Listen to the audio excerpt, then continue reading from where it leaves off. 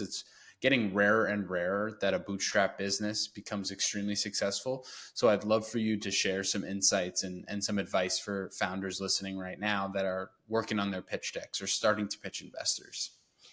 Yeah, I mean, what I will say is like when I first started pitching investors, I was like, VCs are scary. They're these big, powerful beings that are, like out of arm's reach.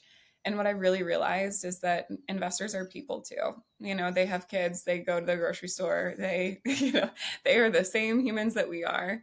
And most of them, I will say most of them really do just want to be helpful.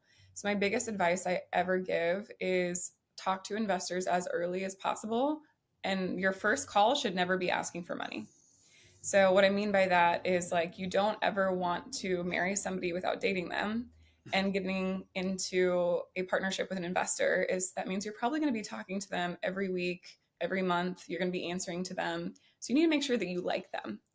And so, I always take the approach of reaching out to investors that are investing in my space in sales tech and AI, are passionate about kind of the things that I'm focused on. And I'll say, like, hey, we will be raising in 6 months, 8 months, whatever it may be.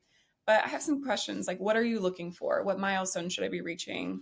What competitors do you see in this space? What questions do I need to have answered? And so it kind of opens a line of communication before.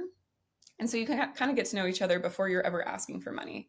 Because if the first call to somebody is like, hey, can you give me $10 million? You can be like, who are you? And no, I won't. So it kind of makes it a little bit less scary too.